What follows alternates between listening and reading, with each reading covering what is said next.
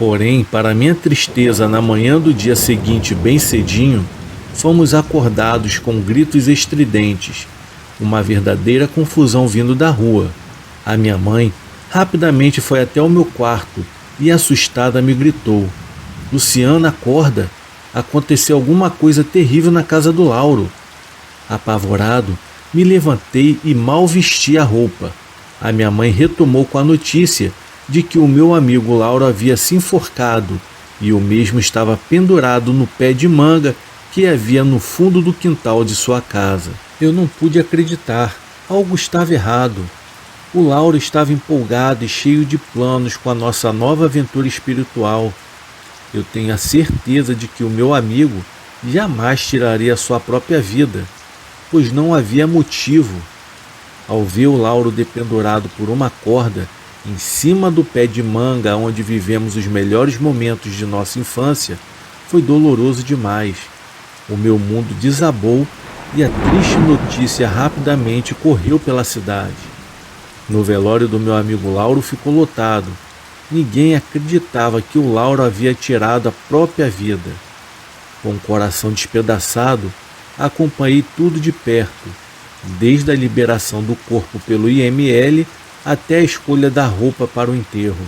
Enquanto velava o Lauro, comecei a pensar se o seu suicídio não seria a obra do próprio diabo, pois quase toda semana estávamos nós em algum lugar tentando invocá-lo.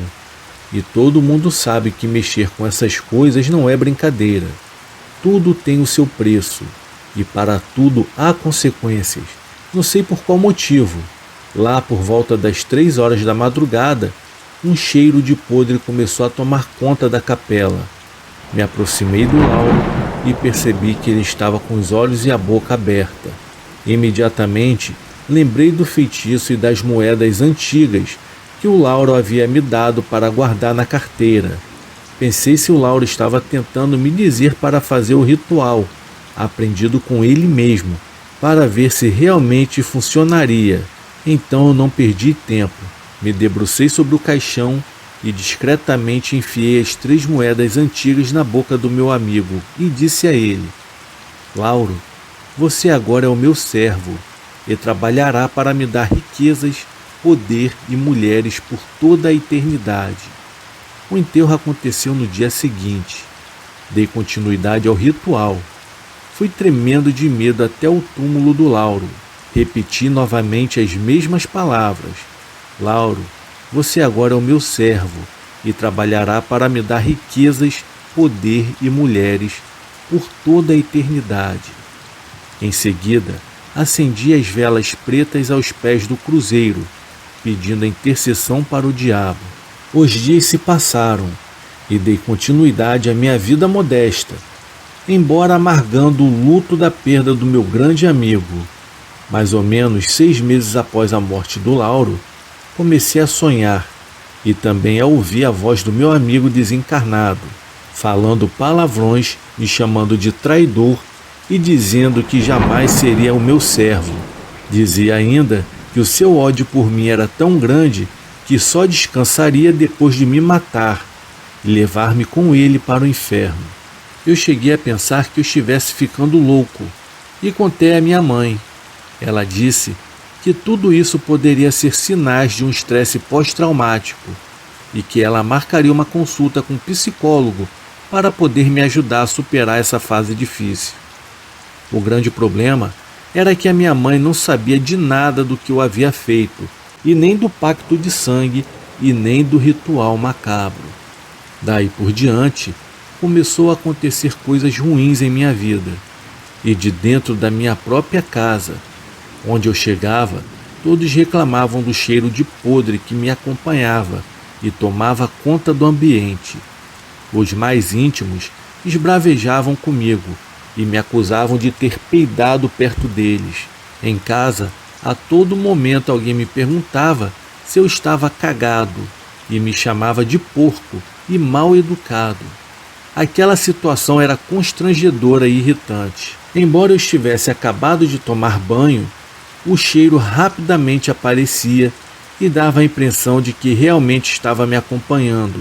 O odor era tão ruim que a minha mãe, certo dia, acabou jogando o colchão da minha cama fora e comprando um novo. Ela limpava o meu quarto com vinagre, na tentativa de purificar o cheiro do ambiente. No trabalho, as coisas também andavam esquisitas. A equipe era tranquila, unida e brincalhona, e se tornou um ninho de cobras. As pessoas semeavam a discórdia e mentira. Fui acusado de assédio, depois fui acusado de furto. Parecia um pesadelo, um verdadeiro inferno. Como diz mineiro, meu nome andava mais sujo do que pau de galinheiro dentro da empresa, e por causa disso eu acabei sendo demitido. E para piorar a situação, a minha noiva me traiu com meu próprio irmão e terminei o noivado. Por se tratar de uma cidade pequena, aquilo para mim era uma vergonha sem tamanho. Por onde eu passava, sempre ouvia algum tipo de piadinha de mau gosto, e assim eu acabava me envolvendo em confusões e brigas no meio da rua. Por 2 vezes foi preciso meu pai me buscar na delegacia, e assim a fama de bom moço já não me pertencia. Sempre fui um cara pacífico e nunca me envolvi em brigas ou coisas erradas, para vocês verem como a minha vida estava diferente. Possuído de raiva e ciúmes, eu acabei dando 2 facadas em meu próprio irmão durante um almoço de família, após descobrir que o mesmo estava namorando com a minha ex-noiva, e por isso meu pai me colocou para fora de casa. Eu comecei a viver isolado de toda a família. No mês seguinte, sofri 4 acidentes de moto. Foi um em cada mês, e por pouco não perdi a minha vida. Inclusive, no meu último acidente, foi porque eu me assustei ao ver o Lauro na garupa da minha moto, e o mesmo estava me xingando. Eu parei debaixo de um caminhão de cerveja, vindo acordar 3 meses depois do coma. Eu fiquei 7 meses internado. Durante o coma, todos os dias eu ouvia a voz do Lauro, dizendo que me levaria com ele e me xingando dos mais terríveis palavrões. Tudo aquilo foi bem assustador e muito real. Após receber a alta médica, comecei a ter pensamentos suicidas. A minha família havia se afastado de mim e eu me sentia muito solitário, pois para minha sorte, durante a minha internação, eu fiquei muito próximo de uma enfermeira que atendia pelo nome de Benice, que mesmo após a minha alta, sempre me visitava, fazia contatos telefônicos e me ajudava quando necessário. Com o tempo, acabamos nos tornando muito amigos, e por isso decidi contar todo o meu segredo a ela. Benice ficou bastante preocupada, e na semana seguinte, combinamos de irmos juntos a uma reunião da renovação carismática, e isso acabou sendo uma providência divina em minha vida. Na verdade, eu não queria ir, pois eu estava morrendo de vergonha de ser revelado algo sobre mim. Mas como a Benice me insistiu muito para ir, então acabei sendo vencido pelo cansaço e acabei a acompanhando mesmo contra a minha vontade. Estava tudo indo muito bem, até que um senhor começou a falar em línguas, pegou o microfone e a disse que Deus o revelou que havia uma pessoa que se encontrava presente naquela noite e que precisava de cura e libertação. Nessa hora eu pensei, eu não acredito que eu irei passar essa vergonha. Vou fingir que não é comigo e vai ficar tudo bem. Porém, o senhor do microfone continuou. Deus também me revela que essa pessoa fez um pacto de sangue e um pacto de riqueza demoníaco. Após ouvir todas aquelas palavras que saíam da boca daquele senhor, a minha cara queimava, a minha boca estava seca e o meu coração estava completamente acelerado. Eu estava suando frio, porque a minha mãe também se encontrava na mesma igreja no qual eu estava, e eu tinha certeza que ela certamente descobriria que era comigo que ele estava falando. Eu fui sentindo minhas pernas bambas e do nada caí no chão de joelhos. Eu não conseguia mais me levantar e nem mudar de posição. Todos se reuniram à minha volta e em oração. E depois disso, só me recordo que eu acordei deitado no chão da igreja com a minha mãe chorando e segurando a minha mão. Ao lado da minha mãe também se encontrava Benice e o senhor que fez a revelação no microfone. Eles me contaram que eu dei muito trabalho, pois eu estava possuído por um espírito obsessor que se manifestou de forma assustadora. Após todo aquele tormento, rapidamente chegou o Padre Ivo, que me orientou a fazer uma oração de 21 dias de São Miguel Arcanjo.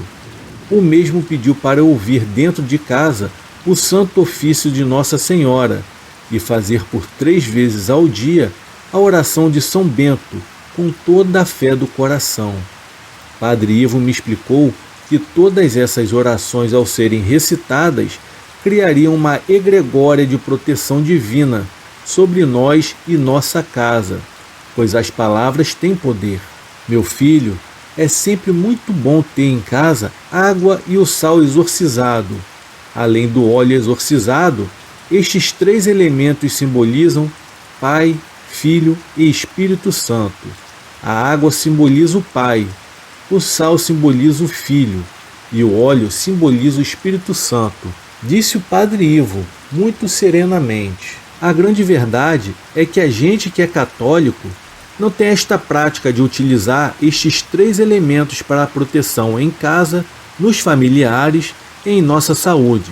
Se todos os cristãos soubessem deste segredo, muitos ataques espirituais do demônio poderiam ser evitados. Prosseguindo com a sua explicação, o Padre Ivo também me disse que a água exorcizada serve para borrifar em casa ou no local de trabalho, fazendo o sinal da cruz no ambiente e nas pessoas do ambiente, pois ela tem o poder de perdoar os pecados, proteger contra as ciladas do maligno e também é uma proteção divina. O óleo exorcizado serve para a cura dos males do corpo, libertar o corpo dos malefícios e energias negativas, tipo causadas por feitiçarias. O óleo santo enfraquece o poder do demônio e nas pessoas. Por fim, o Padre Ivo me ensinou que o sal exorcizado serve para proteger a casa contra as ações do demônio e assim preservar a saúde do corpo e da alma. Ele pode ser derramado na entrada da casa e nos 4 cantos do ambiente. Como a minha possessão foi algo que Padre Ivo nunca havia presenciado, ele me pediu que eu também usasse o sal exorcizado, inclusive na minha alimentação e na alimentação de toda a minha família, como forma de prevenção. Já a água exorcizada deveria ser bebida por todo mundo lá de casa, e que a gente deveria fazer o sinal da cruz com a água. Em seguida, deveríamos fazer também uma pequena cruz na nuca, bem acima do pescoço, exatamente naquele primeiro ossinho da coluna, pois Padre Ivo me ensinou que geralmente é por ali que o mal entra em nosso corpo. Após esse episódio, não deixei de frequentar a igreja e de tomar a comunhão aos domingos, e nem mesmo deixar de participar da renovação carismática. Sempre que eu sou convidado, dou testemunho na igreja para que todos saibam do poder infinito do nosso Deus e como a sua misericórdia me devolveu a vida. E se você é como eu e que vivia atrás de um fenômeno sobrenatural, vá à missa e você presenciará o maior fenômeno sobrenatural que existe sobre a terra, a transformação do pão e do vinho em corpo e sangue de Cristo. Bom, pessoal, esse relato é na verdade uma lição de vida. Preste bem atenção. A espiritualidade não é brinquedo. E o cemitério é um lugar fértil para a espiritualidade. Lá existem espíritos em transição a todo momento. Espíritos que estão procurando por uma oportunidade para ir para a casa de alguém, para sugar a energia de uma família e para trabalhar em sua vida. É por isso que no cemitério não é lugar de pedir coisas ruins, pois tudo que se planta em vida dá frutos na espiritualidade, coisas ruins e coisas boas. Cuidado com o que você pede. Bom, esse foi o meu relato. Fique com Deus e tenham todos uma boa noite.